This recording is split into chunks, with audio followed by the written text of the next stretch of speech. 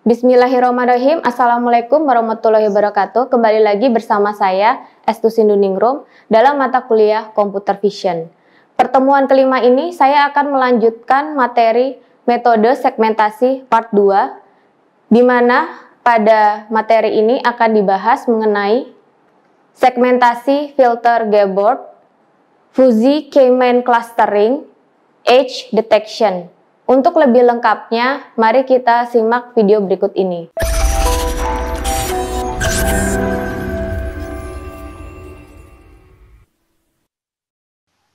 Segmentasi pola tekstur menggunakan filter Gabor. Kemampuan sistem visual manusia dalam membedakan pola tekstur didasarkan pada kapabilitas dalam mengidentifikasikan berbagai frekuensi dan orientasi spasial dari tekstur yang diamati. Filter Gabor merupakan salah satu filter yang mampu menstimulasikan karakteristik sistem visual manusia dalam mengisolasi frekuensi dan orientasi tertentu dari citra.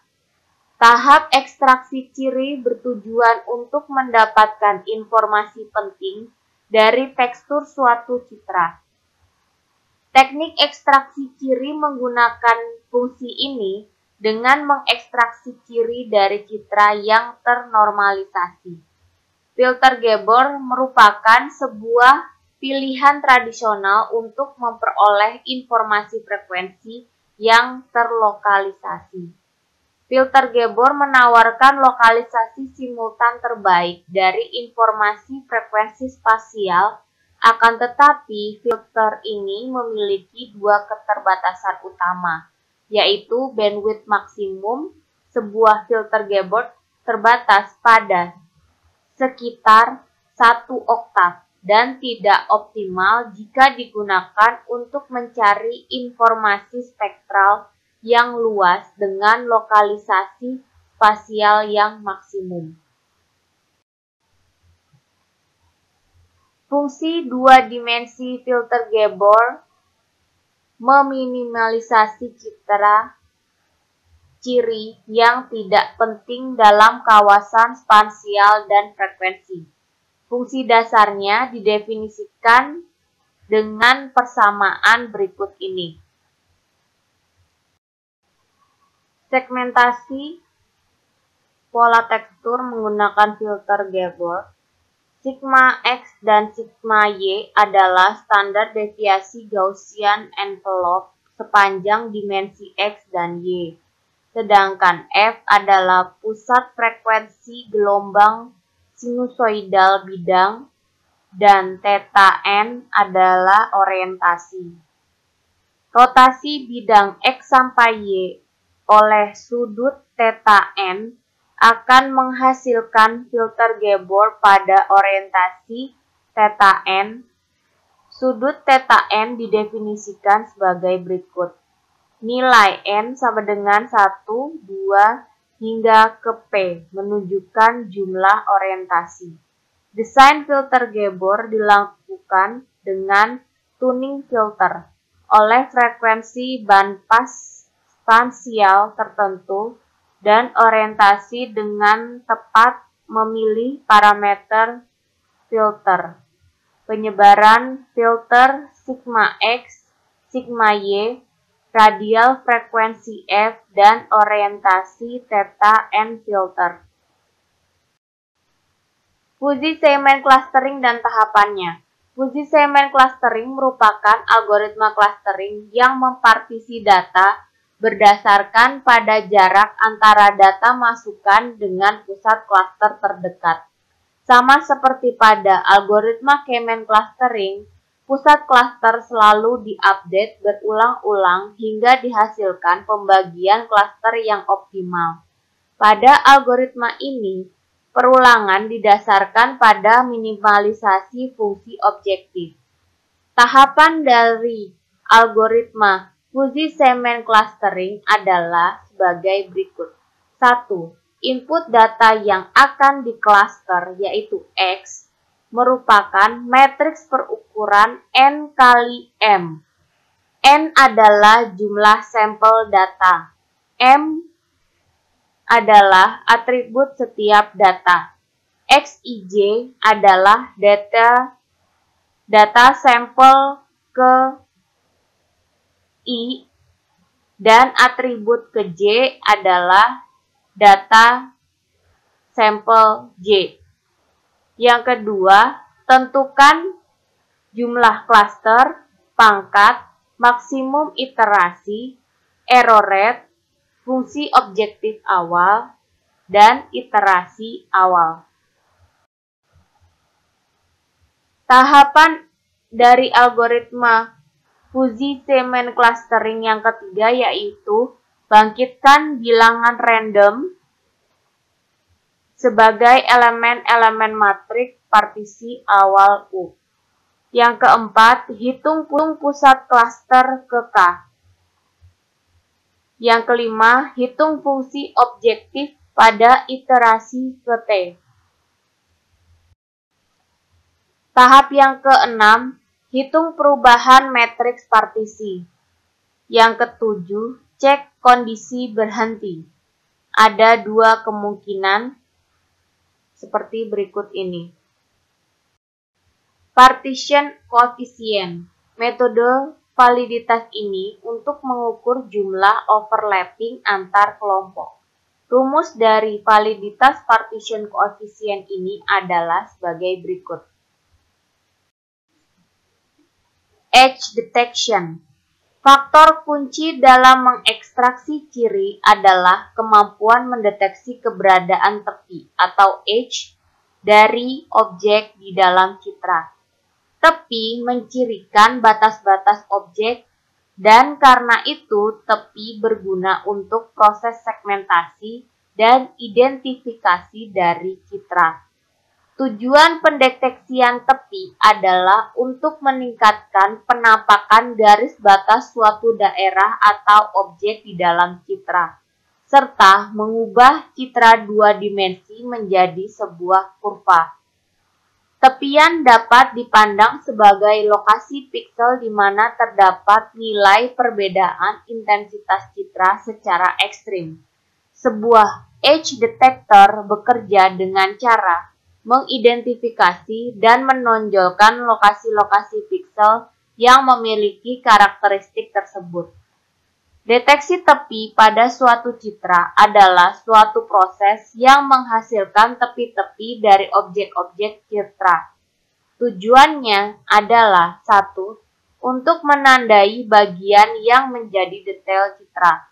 2. Untuk memperbaiki detail dari citra yang kabur yang terjadi karena error atau adanya efek dari proses akuisisi citra. Yang ketiga, serta untuk mengubah citra dua dimensi menjadi bentuk kurva suatu titik x, y, dikatakan sebagai tepi edge dari suatu citra bila titik tersebut mempunyai perbedaan yang tinggi dengan tetangganya. Macam-macam metode deteksi tepi atau edge detection method. Beberapa metode diantaranya yaitu Sobel, Prewitt, Laplace, Robert, dan Kenny.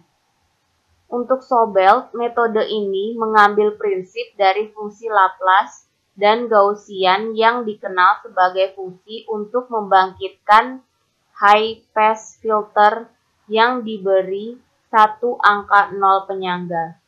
Kelebihan dari metode Sobel ini adalah mengurangi noise sebelum melakukan perhitungan deteksi tepi. Properti gradien. Deteksi tepi menggunakan gradien. Besaran gradien memberikan informasi tentang kekuatan tepi. Arah gradien selalu tegak lurus dengan arah tepi.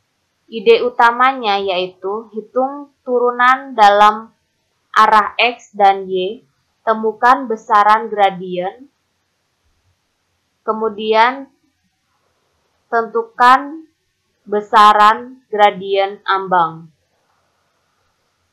Memperkirakan gradien dengan perbedaan terbatas dengan rumus berikut.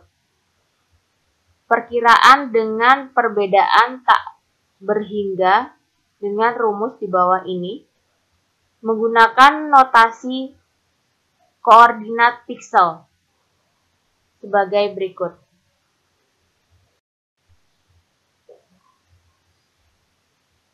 Properti gradien. Deteksi tepi menggunakan gradien, misalkan kita ingin mendekati gradien besarnya pada Z5, kita dapat mengimplementasikannya dengan menggunakan rumus berikut ini.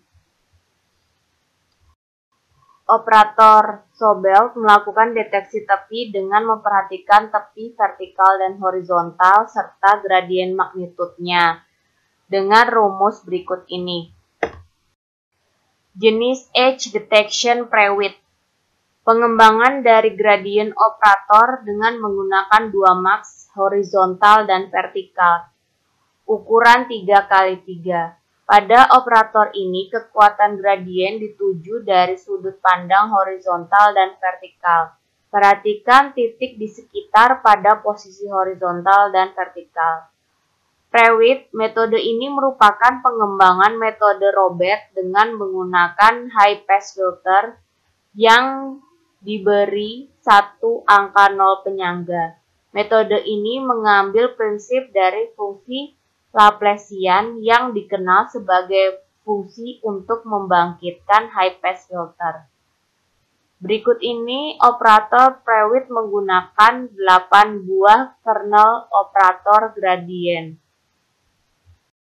Detektor tepi pre-width. Ini merupakan turunan parsial dapat dihitung dengan cara berikut. Untuk pertimbangan pengaturan piksel dengan rumus seperti ini ya. Konstanta C menyiratkan penekanan yang diberikan pada piksel yang lebih dekat ke bagian tengah max. Setting C sama dengan 1. Kita dapatkan operator pre-width seperti berikut. Ini merupakan contoh perhitungan dengan menggunakan detection edge pre-width. Jenis edge detection Laplace. Metode ini adalah metode transformasi yang digunakan untuk penyelesaian permasalahan diferensial. Disebut juga dengan metode Laplacian of Gaussian atau LOG. Deteksi tepi ordo kedua yang makin kurang sensitif terhadap draw atau noise adalah Laplacian of Gaussian LOG. Hal ini disebabkan penggunaan fungsi Gaussian yang memuluskan citra dan berdampak pada pengurangan draw pada citra. Akibatnya, operator mereduksi jumlah tepi yang salah terdeteksi. Ini merupakan operator log melalui konvolusi. Jenis edge detection Robert adalah nama lain dari teknik diferensial pada arah horizontal dan vertikal dengan ditambahkan proses konversi biner setelah dilakukan diferensial. Maksud konversi biner adalah meratakan distribusi warna hitam dan putih. Operator Robert ini juga disamakan dengan teknik diferensial push code modulation. Operator Robert Cross merupakan salah satu operator yang menggunakan jendela matriks 2x2. Operator ini melakukan perhitungan dengan mengambil arah diagonal untuk melakukan perhitungan nilai gradiennya dengan rumus berikut ini. Robert operator menggunakan operator gradien berukuran 2x2. Untuk perhitungan gradien magnitudnya dapat dilihat berikut. Karena operator Robert hanya menggunakan convolution max berukuran 2x2, maka operator Robert sangat sensitif terhadap noise. Jenis edge detection Kenny. Salah satu algoritma deteksi tepi modern adalah deteksi tepi dengan menggunakan metode Kenny. Deteksi tepi Kenny ditemukan oleh Mary dan Hildren yang meneliti pemodelan persepsi visual manusia. Efek relief adalah seperti sebuah tampilan batu kasar yang diukir, yaitu garis-garis kasar yang membentuk sebuah penggambaran objek di dalamnya. Efek relief terbentuk dari bayangan terang dan gelap. Kedua bayangan ini terjadi akibat adanya sorotan sinar mengenai gambar dari arah tertentu. Kelebihan dari metode ini adalah kemampuan untuk mengurangi noise sebelum melalui perhitungan deteksi tepi, sehingga tepi-tepi yang dihasilkan lebih banyak. Pendekatan algoritma Kenny dilakukan dengan konvolusi fungsi gambar dengan operator Gaussian dan turunan-turunannya. Turunan pertama dari fungsi citra yang dikonvolusikan dengan fungsi Gaussian adalah seperti berikut ini. Pada beberapa kriteria pendeksian tepi paling optimum yang dapat dipenuhi oleh algoritma Kenny, yaitu mendeteksi dengan kriteria baik, kemampuan untuk meletakkan dan menandai semua tepi yang ada sesuai dengan pemilihan parameter-parameter konvolusi yang dilakukan, sekaligus juga memberikan fleksibilitas yang sangat tinggi dalam hal menentukan tingkat deteksi ketebalan tepi sesuai yang diinginkan. Kemudian, kelebihannya melokalisasi dengan baik. Dengan Kenny dimungkinkan dihasilkan jarak yang minimum antara tepi yang dideteksi dengan tepi yang asli. Respon yang jelas. Hanya ada satu respon untuk setiap tepi, sehingga mudah deteksi, tidak menimbulkan kerancuan pada pengolahan citra selanjutnya. Pemilihan parameter deteksi tepi Kenny sangat mempengaruhi hasil dari tepian yang dihasilkan. Berapa parameter tersebut antara lain 1. Nilai standar deviasi Gaussian, 2. Nilai ambang. Operator Kenny didesain untuk mendapatkan deteksi tepi yang optimal. Cara bekerja dengan beberapa tahap. Langkah-langkahnya yaitu 1. Mengurangi noise pada citra dengan menggunakan Gaussian smoothing. 2. Menghitung vektor magnitude dan arah gradien untuk mendapatkan garis. Yang ketiga, menipiskan garis dengan melakukan supresi non-maksima. Yang keempat, guna analisis double thresholding dan connectivity untuk mendeteksi dan menghubungkan tepi. Ini merupakan daftar pustaka yang digunakan. Saya akhiri materi metode segmentasi part 2. Next, saya akan membahas mengenai ekstraksi ciri. Terima kasih. Wassalamualaikum warahmatullahi wabarakatuh.